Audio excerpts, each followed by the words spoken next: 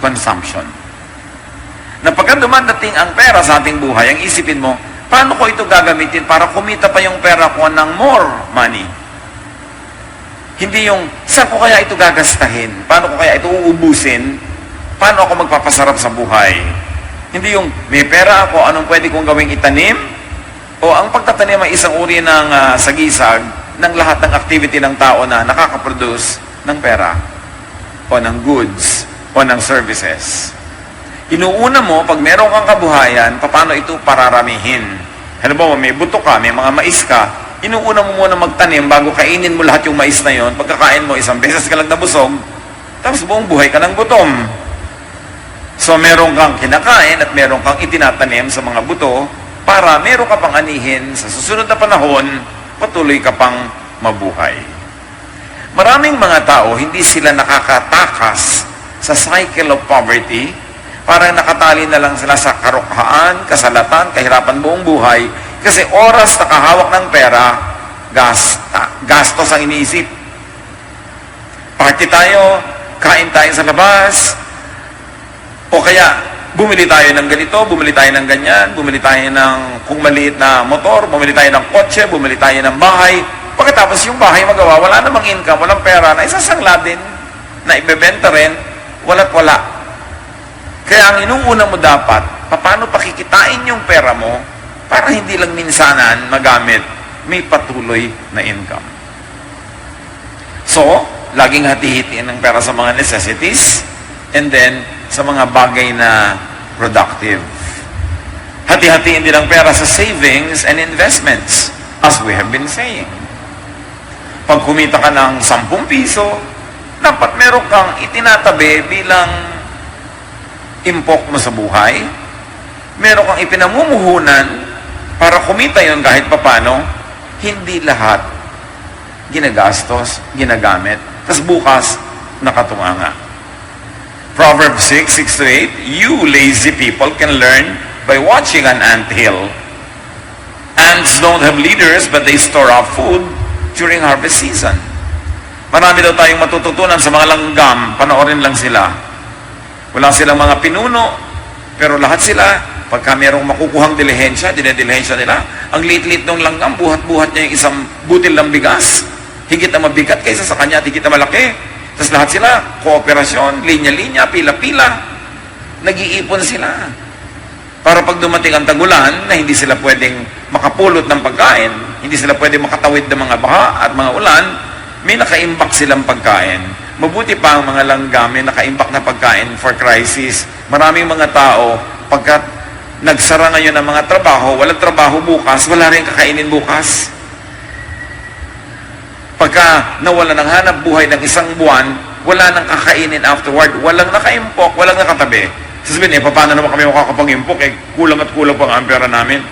Kulang at kulang, pero lahat ng birthday nyo, may handaan, lahat ng mga may baile, may sayawan. Kulang at kulang, kulang lang sa pag-iisip. Sa pagpaplano. Sabi ko noon, kayong mga tamad na mga tao, matuto kayo sa mga langgam. Pagka sila'y nakakuha ng mga pagkain, hindi nila kinakain lahat agad-agad. Nagtatabi sila para sa mga araw na baka wala silang makuhang pagkain. Kaya pag may nabungkal ka, nabuklat ka ng mga bahay ng langgam, nakikita mo, may nakatago mga pagkain doon. Binabantayan pa nila, may army pa sila, nakabantay pa. Para hindi sila dumating sa maubusan at magkandamatay sa gutom. Si Jesus, nung nagbigay siya ng puhunan sa 3 uri ng tao, iba-ibang laki ng puhunan, hinanapan niya ng tubo. Yung 2 binigyan niya ng malaki-laking puhunan, nagbigay ng malaki-laking tubo. Pero yung isa, ang liit na nga nang binigay sa kanya, hindi pa niya ininvest. Sinoli lang niya sa Diyos na, eto, kung ano yung binigay niyo sa akin, ito yung susoli ko sa inyo. Wala man lang kita. Kaya sabi ni Jesus, siya ang nagkukwento niya, sa Luke 19:23, sabi daw nung God, represented by the Master in the story, why then didn't you put my money on deposit? So that when I came back, I could have collected it with interest. So, itinuturo ni Jesus, ang Diyos, pag may ibinigay sa iyo, inaasahan niya, pararamihin mo. Itong hindi nagparami, hindi namuhunan, inilubog lang niya sa lupa yung pera, isinoli niya kung ano yung dami nung ibinigay sa kanya, sabi nung Panginoon niya, representing God, Sana kung hindi mo man lang yan in-invest, inilagay mo man lang sa bangko, kumita man lang sana kahit 0.5 interest per annum yan. Kesa wala. Dapat meron. Sabi niya, why? Why didn't you put it on deposit so it could have earned interest? Yung iba, hindi na nga nagkaka-interest yung pera nila, sila pa ang napag-iinteresan.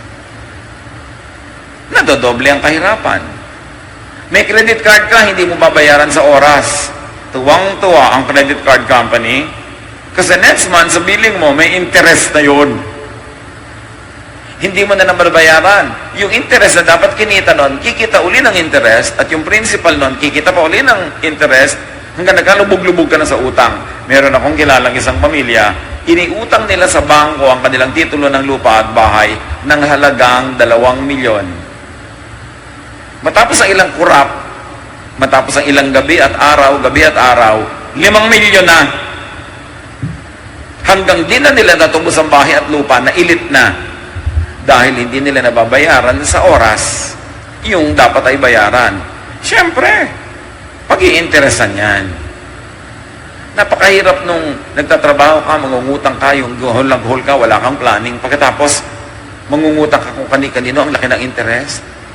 Kung nagtitinda ka sa karinderya, sandok ka ng sandok ng ulam, hugas ka ng hugas ng plato. Mula alas 6 ng umaga hanggang alas 11 ng umaga, lahat ng kita mo doon, pang-interest pa lang ng utang mo. Mamaya ka pa magsisimulang kumita ng para sa'yo. Hindi kasi napapansin ng iba yun na ang laking bawas sa buhay mo, yung interest.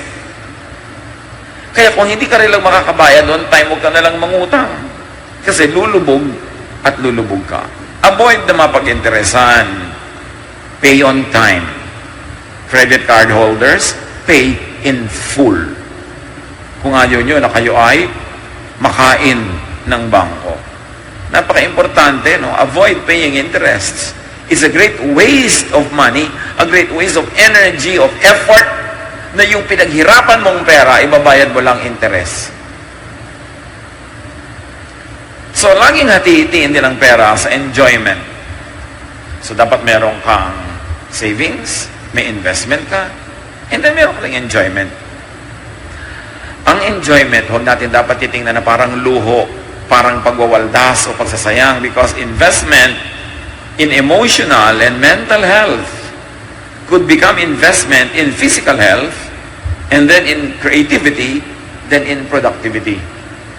Ang taong nag-enjoy, nasasarapan sa buhay, maligaya, mas nagiging creative. At pag creative, mas nagiging productive. Pagka masaya ka, naliligayahan ka, nakaka-boost yan ang immune system. Naiiwasan mo magkasakit. Lumalakas ang iyong katawan, nakaiwas ka magpa-doktor, magpa-opera, magpa-hospital, malaking savings yun. Kaya investment din to keep yourself and make yourself happy. To enjoy in proportion to your income. Kaya dapat iniisip mo, gaano ba yung income ko, gaano kalaking pang-enjoy ko dyan, gaano kalaki ang pang-savings, pang-investment, gaano kalaki ang pang-basic necessities. Iniisip at pinaplano yon. Because if you fail to plan financially, then you plan to fail. Kailangan may balak, may plano. Ecclesiastes 10:19, a feast is made for laughter, wine makes life merry, and money is the answer for everything. Gaano karaming problema nyo ang kayang solusyonan ng pera? Ang dami, di ba? Ang hindi mo lang masolusyonan ng pera, yung mahal kita, mahal mo siya, mahal niya ay iba. Hindi talaga nasosolusyonan ng pera. Pero halos lahat ng iba pang problema, may katapat lang pera. Kaya dapat ang tao maingat sa paggawa, sa paghawak, pagpaparami ng pera para marami sa mga problema niya malutas. And if a problem has a price tag, it is still not a very difficult problem. Ang mahirap na problema yung walang price tag. Katulad nung mahal mo siya, di kanya mahal. Wala talagang price tag. Problem yon. Yung may pera ka pero may sakit ka, hindi mabili ng pera ang gamot, patuloy ka nagkakasakit. Problem talaga yon. Kaya mabigat man ang problema na financial, ang katapat ng pera. Pag nagawa mo yung pera, malulutas yung problema. Kaya ang dapat ginagawa mo, gumagawa ka ng pera bago dumating yung problema. May savings ka na para pag dumating yon, may katapat agad. Ang hirap nung, ito yung need mo, ngayon ka naghahanap. Kahit magbebenta ka pa, binabarat ng tao pag alam niyang kailangan mo ng pera ngayon. Planning is important. Isaiah 55 verse 2, Listen to me and eat what is good, and you will delight in the richest of fare. Hindi masamang mag-enjoy. Gusto ng Panginoon na nag-enjoy tayo, pero dapat sang-ayon sa ating kinikita. Hindi enjoy ka ng enjoy dahil hinihingi mo ang kinikita ng iba. Nakaasa ka lang sa iba. O ninanakaw mo pa, yun ang maling enjoyment. Pero yung kinita mo, you earn it, you should enjoy. God wants you to enjoy in proportion to the income that you make. So create a climate, an atmosphere of delight, not of pain. Ang daming problema, kahit sa mga bahay, may kinalaman sa pera. Bunga nga ng bunga yung nanay. Daloy, patay mo yung ilaw. Hoy, huwag ka na mag-electric fan. Yan lang, pinaplansya mo pa, pambahay lang. Uy, ang pampapaligo mo, 3 drum na. Dapat 2 tabo lang. Bla, bla, bla, bla, bla, bla. Ang lakas mo naman magsabon, naglalaba ka lang, bula pa ng bula. Di ba lahat yan dahil sa pera? Kung yung pera, hindi malaking issue sa inyo, mabula. O, kaya mo mabula para masaya. Ang lakas niya mag-shampoo. Yung iba, babantoan pa yung shampoo, dadagdagan ng tubig para humaba ang gamit ng shampoo. Nasawsawa na yung patis, ibabalik pa sa bote. Dahil lang sa pera. Nag-aaway-away dahil naiwan mo ang electric fan ng 3 minuto, sinabunutan ka na ng nanay mo dahil pera yan. Kaya dapat, para mabawasan yung maraming gulo, kumita ng pera, tapalan ng pera ang problema, mas maluwag. Marami naman kasi sa atin ang galing gumastos pero hindi naman magaling kumita. Ang tanda-tanda na, pang-load lang sa telephone, hinihingi pa sa mami. 60 years old na yun, ha? Mami, pan-load nun. Tingnan mo, ay, senior na to. Pero wala pang pan-load. Anong ginawa mo sa buhay mo? Ba't di ka kumita? Dami-dami mong kinain pagkain. Kumpleto pa sa timpla. Tapos wala kang kita. Di ba mali yun? Laging hati-hatiin ang pera sa tithes and offerings. Napakaraming nagpapatotoo na sobrang lumuluwag ang blessing sa buhay nila pag faithful sila sa tithes and offerings. Because you complete the circle of giving and receiving with God. Ipinanganak ka sa mundo na walang dala ni anuman. So lahat ng gamit mo, ari-arian mo, suot mo, everything galing sa Diyos. That's why you should give back. Kasi may circle yan. Parang you inhale, you must exhale. Kasi ang kabigayan mo doon, halaman. Nag-inhale ka ng oxygen, galing sa halaman yon, exhale ka ng carbon dioxide para inhale naman ng halaman, gagawin niyang oxygen, i-exhale niya, kaya kayong dalawa may circle of giving. Kaya masamang mawala ang halaman kasi wala na tayong kabigayan. Ganon din ang circle of giving with God. Genesis 28:22, I will give back to you 1/10 of everything you give me. Kaya mga iba, hindi lang nagtatithe sila ng, sabihin mo, financial. They tithe the 3 T's, time, talent, and treasure. Kasi lahat yan galing sa Diyos. Malakay 3:8-9, ang walang kamatay, ang katuruan tungkol sa bagay na ito. Sabi ng Diyos, you people are robbing me, your God. And here you are asking, how are we robbing you? You are robbing me of the offerings and of the 10% that belongs to me. That's why your whole nation is under a curse. So, alam niyo kung ba't kayo naghihirap? Kasi pati ako, iniisahan niyo. Ako na pinanggagalingan ng lahat-lahat, iniisahan niyo pa. So, kaya kayo naghihirap. Dahil niyo pa isinumpa, sabi niya. At itinuloy pa ito, subukan niyo ako, maging tapat kayo sa inyong tithes and offering. Pag hindi naman, lalo ka naging tapat at nag-umapaw ang pagpapala sa inyong buhay. It's part of wise economics to have a good circle of giving and receiving with God who gives everything. Ma-afford mo ba na makipagkasira ng relasyon sa Diyos na pinanggagalingan ng lahat? Lagi ring hati-hatiin ang giving, ang pera sa giving and sharing with other people. Isa yan ang sikreto ng mga taong maluwag sa buhay. Sila'y palabigay sa kapwa-tao. Yun namang sobrang wise, sobrang laging nanglalamang. Ang dami nga nila kumisang nakakahig, pero sa isang iglap, ubos. Kakasakit, nasusunugan, ubos din, wala rin. Kasi merong basic law of life, and this is the law of balance. You give, you receive. Pag receive ka ng receive, you don't give, the system breaks down. It doesn't work that way. Proverbs 22 verse 9, the generous will themselves be blessed, for they share their food with the poor. Yun daw pala bigay, hindi pala tuos, sila ang tunay na magsasagana sa buhay, pagpapalain, kasi ang pagkain ay hindi nila ipinagkakait sa mga gutom. At Ephesians 4:28, use your hands for good hard work, and then give generously to others in need. In other words, produce surplus. Magtrabaho ka, kumita ka ng hindi lang sapat sa pangangailangan mo, kundi higit sa pangangailangan mo para may sobra na pwede mo pang ipamigay sa mga karapat-dapat na pakainin. Mga sobrang bata, sobrang matanda, sobrang may sakit, o sobrang inaalat.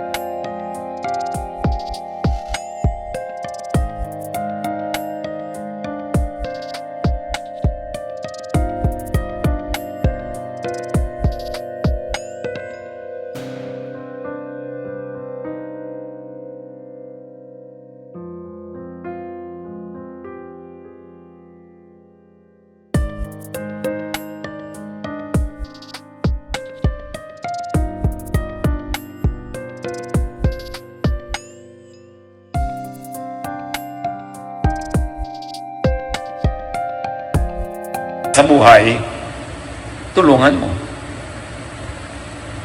Napaka-basic, nung kinikita mo ang lahat ng kailangan mo, dapat sobra ang kinikita mo para may ipamigay ka pa. E di mas lalo namang mali yung hindi mo nga kinikita yung gagamitin mo sa sarili mong buhay. May kailangan kumita nun para sa'yo. That's not how it works. Kaya sobrang mga palaasa, hindi naman kahit kailan nagiging self-sufficient. Because we are compelled, we are taught by the Bible to produce more than we need so that we will have surplus to give away to deserving people. Usually very old, very young, and very sick. Pero yung hindi naman very old, hindi very young, and not even sick, tapos binubuhay mo, kayang-kaya naman niya magtrabaho, pero hindi nagtatrabaho, mali na yun. Sabi sa Bible, if anyone does not work, he should not eat. Pag able-bodied siya, malakas ang kanyang katawan, hindi siya nagtatrabaho, hayaang magutom. Hindi mo tungkuling pakainin yung batugan.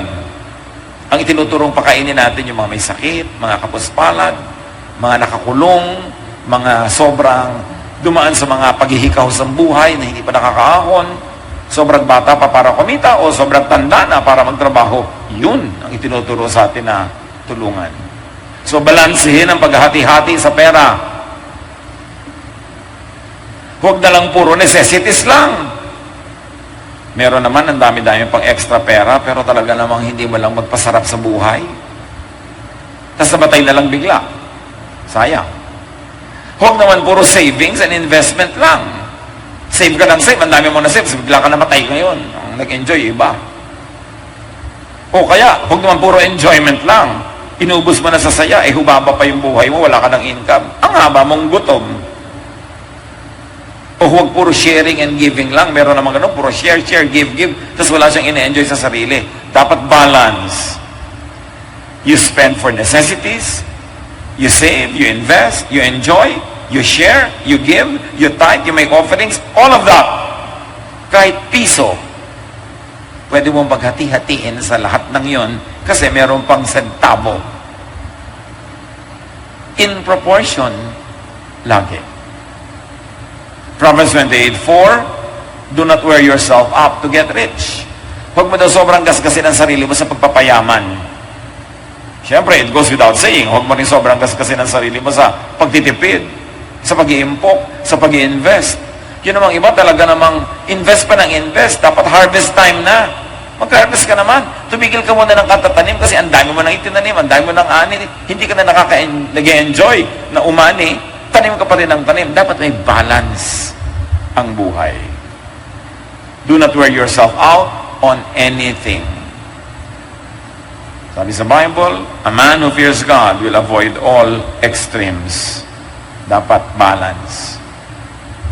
Hindi sobrang tipid, hindi sobrang gastos, hindi sobrang pahinga, hindi sobrang pagod. Gitna lang. Yun ang tunay na maka-Diyos.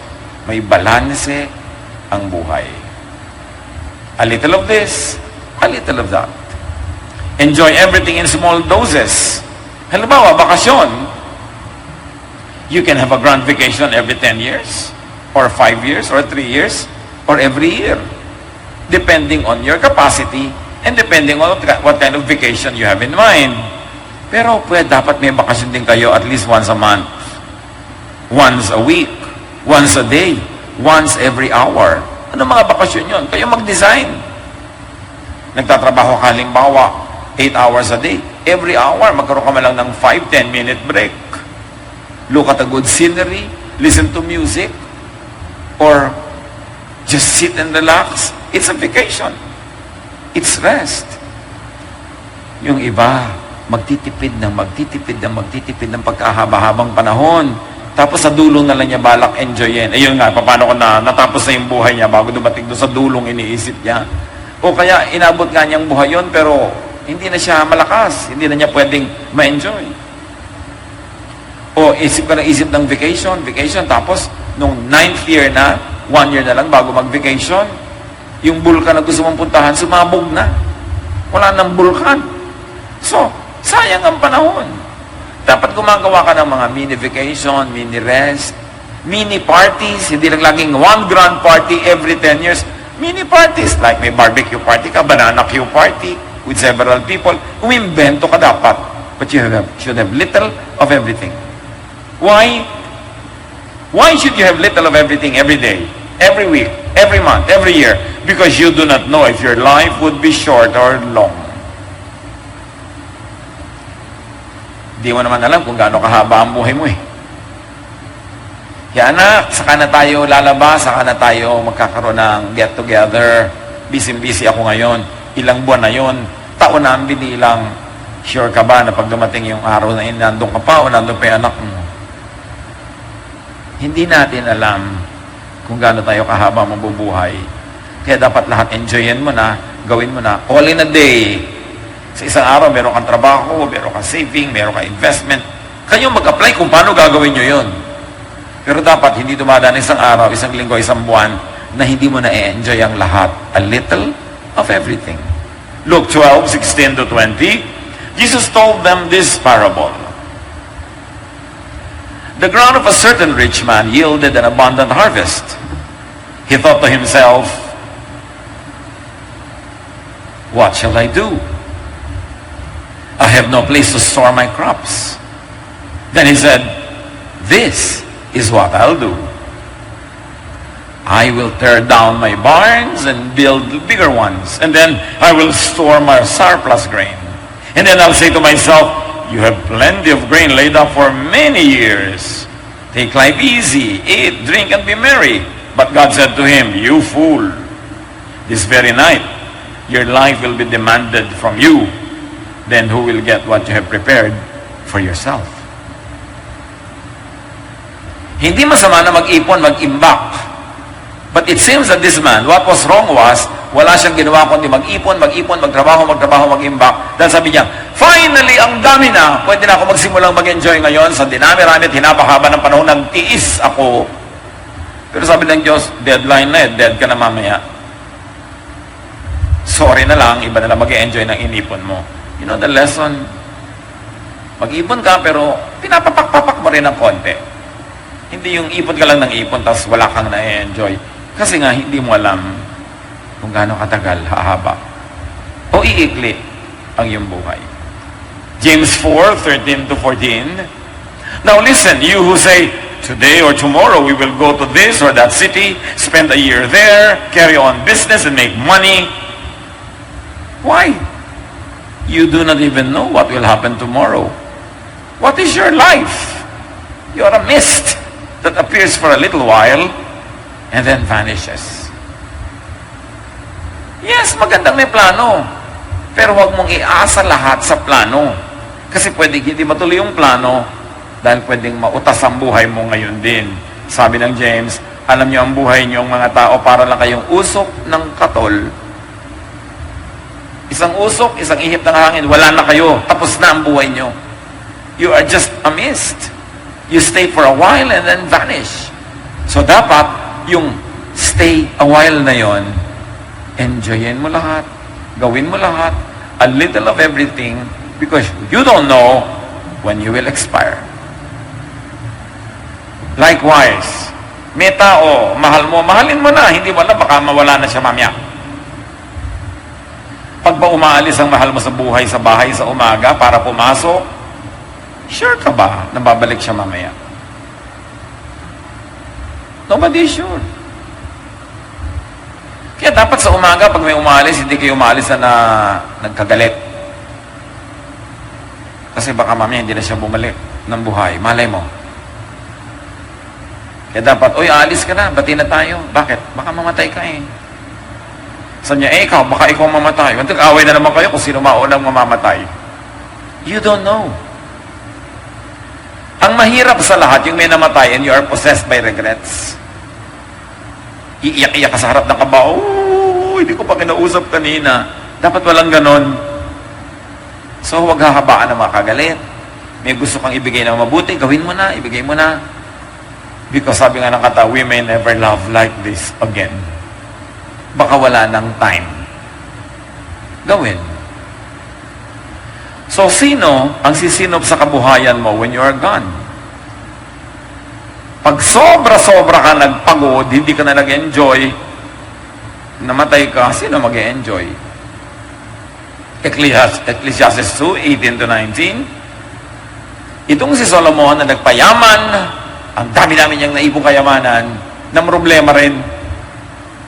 I hated all the things I had toiled for under the sun because I must leave them to the one who comes after me. And who knows whether that person will be wise or foolish. Yes, yet they will have control over all the fruit of my toil into which I have poured my effort and skill under the sun. Sa inyo, kinamuhian ko ang lahat ng paghihirap ko. Bakit naman? Ang dami ko na ipundar, tapos mamamatay ako. Sino ang magpapasasa ng mga yan? Ang bigotilyo na to, na boyfriend ng anak ko, na mapapangasawa ng anak ko, mamanahin ng anak ko, ang lahat ng kabuhayan ko, mamamatay ang anak ko, edi sa boyfriend na niya yun? Niya yun ang bitterness ng buhay. Hindi naman masamang walang na may ipamana, pero tiyakin mo na, nagpapamana ka, pero hindi ka lugi yourself. May in-enjoy ka rin, may ipapamana ka. Yan ang hirap. Alam niyo ba na merong mag-asawa na may kaisa-isang anak? Para madalian sila sa mga mana-mana issues, inilipat na nila lahat ng kabuhayan nila sa pangalan ng anak nila para pag namatay sila, wala namang inheritance tax, wala nang gulo-gulo. Nag-asawa si anak. Alam niyo nakasunod, ilabas yun ang mga Kleenex. Biglang namatay si anak. Pumunta lahat sa asawa. Bruhitik yung napangasawa. Pinalayas yung mga biyanan na pinanggalingan ng lahat-lahat. Gumapa ngayon sa hirap yung mag-asawa, hindi binigyan ng manugang. And to top it all, nag-asawa ng bago yung manugang nila, sila na ngayon ang nakatira sa mansyon. Ganun ang buhay. Hindi mo alam. At dahil hindi mo alam, enjoy everything, a little of everything, work a little, enjoy a little, laugh a little, cry a little, every day, every week, para wala kang pagsisisi. Ano man ang mangyari. Ngayon, humaba yung buhay mo, malusog ka pa, hindi may savings ka, magagastos mo pa rin lahat. Pero meron dapat. Not at the point na nalugi ka sa sarili mong fun, enjoyment, happiness, fulfillment, dahil wala ka lang ginawa kundi mag-ipon ng ipapamana. Yung anak mo nga, hindi ka lagi sure kung magiging mabuti eh. Lalo naman sa manugang. Kaya ang tao dapat nag-iisip. Kasi kadalasan, pagka matanda ka na, mahina ka na, wala ka ng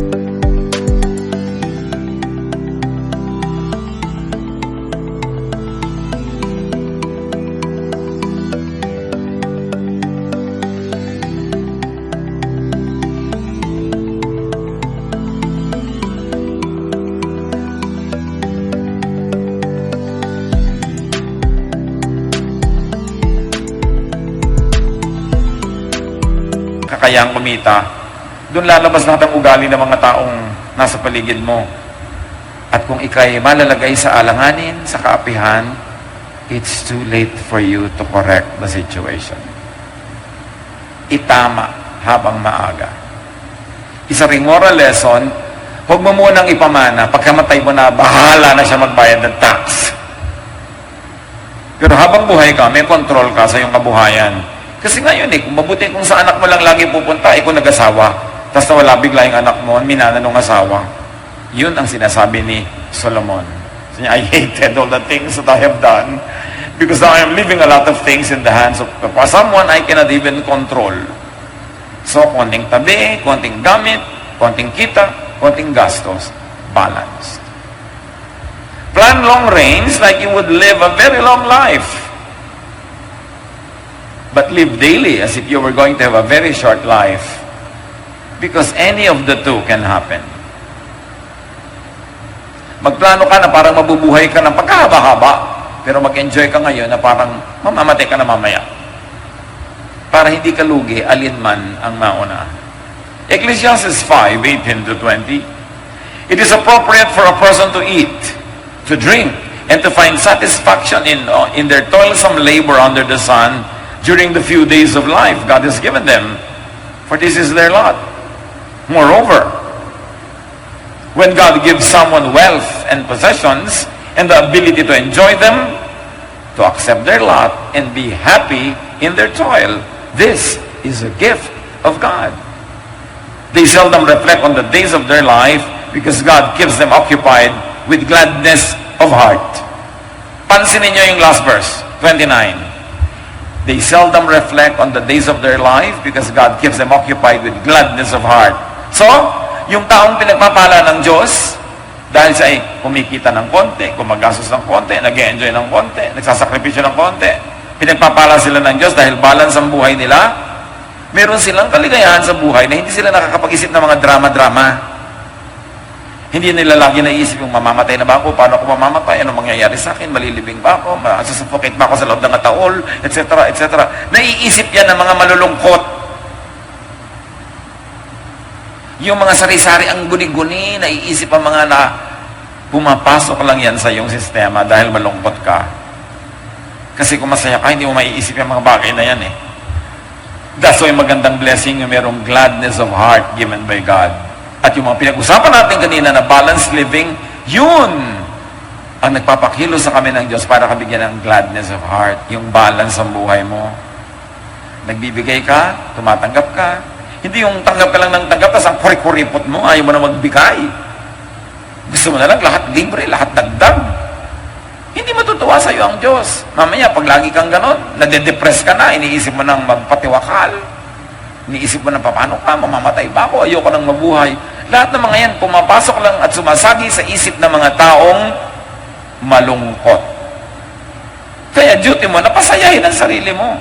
Kasi pagka dinadapuan ka ng lungkot at ayaw umalis ng lungkot, sari-sari mga impacto ang kumikilo sa loob ng iyong utak, nang ibinubulong lang, sirain mo ang sarili mo. Kaya mahalaga, make yourself happy. And you know, one of the best ways to make yourself happy is to make others happy too. Kung ang kaligayahan mo ay kaligayahan ng iba, ay ang galing nun. What? Anong ibig natin sabihin? May nagugutom, pinakain mo, lumigaya siya. At dahil lumigaya siya, lumigaya ka, pareho kayo maligaya, di maligaya ang Diyos. Pero kung may nanakawang ka, ang ligaya mo, natalo naman siya. Ang lungkot niya, hindi balance yun. Hindi natutuwa ang Diyos sa ganon. Nanalo ka sa sugal, ang dami-dami mong panalo. Siyempre, sa kabilang bahay, umiiyak lahat ng tao doon dahil sila yung natalo. So, ang saya niyong pamilya, pero may pamilyang nalungkot, hindi balance yun, hindi pagpapala yun. Ang bait-bait mo naman, pinamigay mo na sa lahat. Yung anak mo ngayon, wala nang pang-enroll, wala na kayo makain, pinamigay mo lahat sa kamag-anak mo. Hindi rin balance yun, dahil sumaya sila, lumungkot ang mga anak mo. Hindi rin natutuwa ang Diyos doon. Dapat balance. Lahat, merong saya. Kaya napakadakila ng pagkatao na ang kaligayahan mo ay yung kaligayahan mo na ng iba. Pag nabigyan mo siya, lumiligaya ka rin, hindi pareho kayong masaya. Pero kung ikaw ay taong mayroong umaasa sa'yo, magulang ka, meron ka mga dependent, hindi mo pwede ipamigay lahat kasi merong umaasa sa'yo eh. May mga ganon nagtatrabaho itong si kuya, bigayan lahat ng pera sa mga kapatid, yung mga anak niya, wala na ibigay, ano ko mga anak niya? Pag may nakaasa sa'yo, may pananagutan ka, wala kang karapatang ipamigay lahat yan. Kasi may umaasa sa'yo, dapat a little of everything, hati-hati pa rin. Napakahalaga na may balanse. No? But the gladness of heart is a blessing from the Lord. So, kailangan nagbabalanse para alin man ang mangyari, humaba o umiksi ang buhay, walang lugi, walang regrets. Proverbs 31:25, yung babae na uliran, she can laugh at the days to come. Ito yung babaeng nagtatrabaho, naghahanap buhay, kumakain, masarap ang buhay, maganda ang mga damit niya, masarap ang buhay ng kanyang mga anak, ng kanyang asawa, pero naghahanap buhay siya, negosyo siya ng negosyo, she can laugh at the days to come. And you know why? Because she has money. And her family is happy, and they love each other. Sabi niya, kahit anong dumating, okay lang. Malalampasan namin. Kasi nagmamahalan kami mag-anak, nagtutulungan kami, at may pera kami. Di ba ang laking worry yung wala kang pera? Takot na takot kami magkasakit dahil wala kayong pampapagamot. Lalo ka naman takot na takot mamatay siya dahil mas mahal. Hindi mo na alam kung bakit ka nalulungkot na may namatay dahil ba sobrang gastos? O dahil ba hindi na siya kikita? O dahil lang mahal mo lang talaga siya? Nakakalito na yon pagka wala kang pera. Kaya mahalaga ang tao talagang kumita ng kumita habang kaya. Philippians 4:11-12, habang ginagawa mo ang lahat, dapat din naman matuto ka maging kontento kung ano muna yung ani mo ngayon sa araw na ito kahit hindi pa kasing dami ng gusto mo. I have learned to be content whatever the circumstances. I know what it is to be in need, and I know what it is to have plenty. I have learned the secret of being content in any and every situation, whether well-fed or hungry, whether living in plenty or in want. Yun ang contentment with the Lord. Nabagam na may plano ka, gusto mo marami pa, pero kung konti ngayon, kaya mo ring sumaya. Hindi mo iniaasa sa dami ng mga bagay ang iyong kaligayahan. Iniaasa mo yun sa peace of mind, sa iyong conscience, sa relationship mo sa Diyos, na alam mo, ginagawa mo ang best. So, hindi pa man dumarating yung harvest, alam mong may darating, and you teach yourself to be contented with whatever little or much that you have at the moment. And because you have to divide money all the time, di ba? Therefore, you have to multiply money all the time also.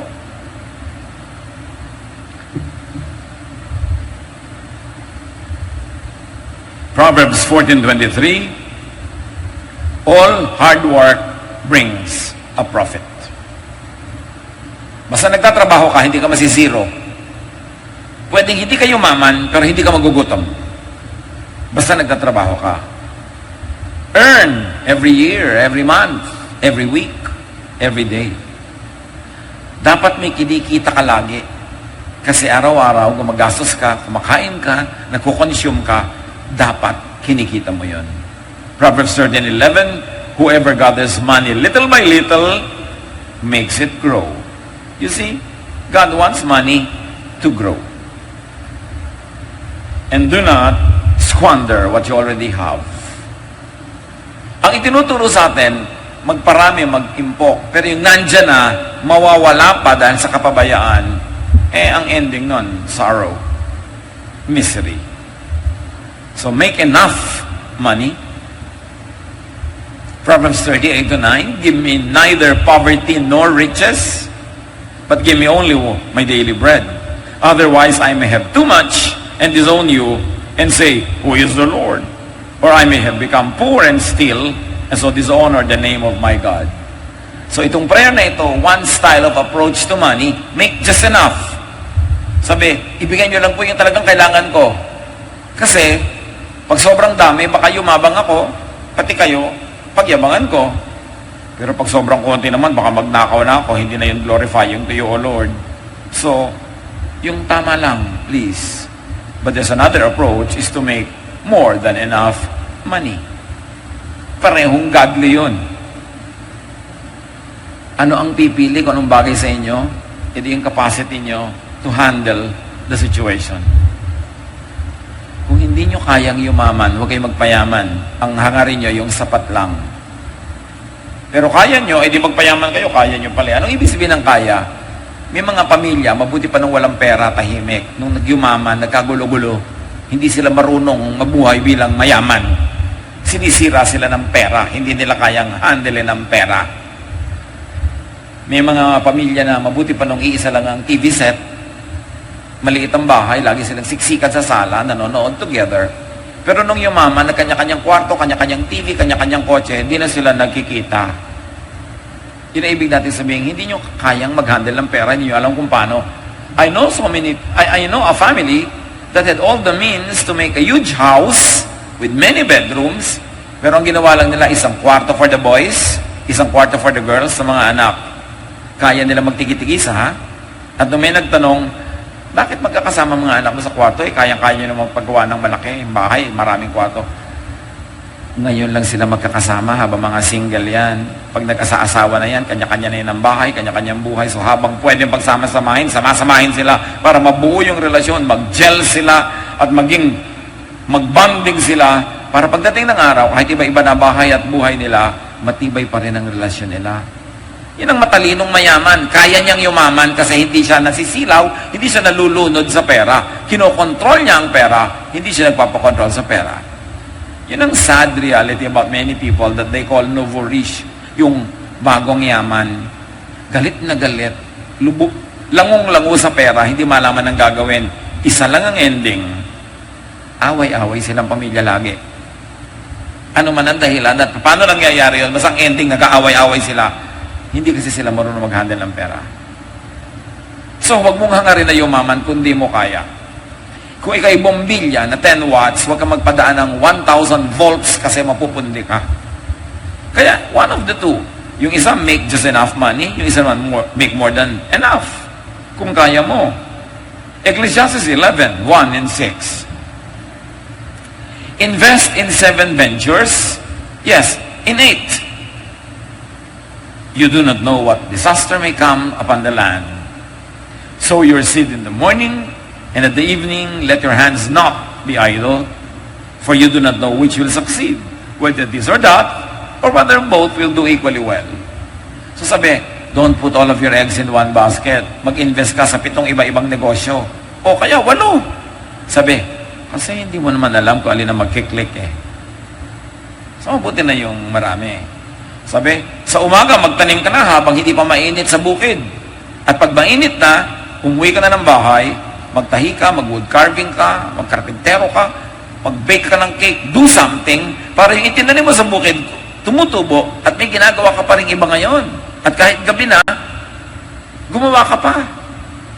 Hindi karpintero ka, binabayaran ka 8 to 5, 4:30 pa lang, nagliligpit ka na ng mga gamit mo.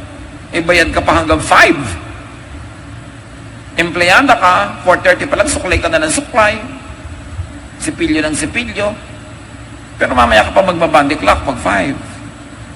Sa palagay nyo, pagpapalain kayo ng Diyos, alam naman niya yon. Kaya mo mo kung minsan dayain yung human employer mo, our employer in heaven who sees everything. Kaya iba yung akala nila nakakaisa sila, pero hirap pa rin sa buhay kasi hindi honest. Remember, it is God who gives you gladness of heart. It is the blessing that only God can give. You can manipulate things, you can make it appear that you are working hard, but you cannot make God bless you if God doesn't want to bless you. So yung factor ng Diyos sa buhay natin, mahalaga. Na honest ka, nagtatrabaho ka, tama lang. Sabi ko nun, hindi mo alam kung alin sa mga ginagawa mo ang pagpapalain, kaya mabuti na yung may iba-iba ka pang pagkukunan. Tulad din sa isang pamilya. 8 kayong kumakain, isa lang nagtatrabaho. No. Dapat ang hindi lang nagtatrabaho na doon, yung sobrang tanda, sobrang bata, o may sakit. Pero dapat lahat,